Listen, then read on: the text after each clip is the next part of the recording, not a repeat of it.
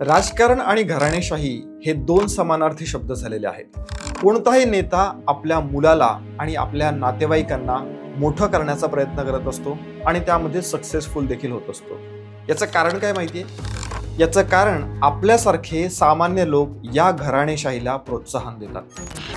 एकीकडे आपणच म्हणतो की राजकारण हे नासवलं गेलेलं आहे, इथे कोणी प्रामाणिक नाहीये, म्हणूनच तर कॉक्रोच जनता पार्टी सारख्या डिजिटल प्लॅटफॉर्म्सला प्रतिसाद मिळतोय. आणि दुसरीकडे मेहनत करणाऱ्या, प्रामाणिक काम करणाऱ्या उमेदवारांना डावलून आपण अशा नेत्यांच्या कर्तृत्व शून्य मुलांना संधी देत असतो.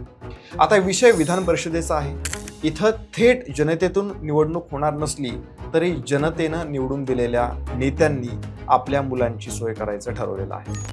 महायुतीमध्ये कोण कोण नेते आहेत ज्यांनी आपल्या मुलांना संधी दिलेली आहे?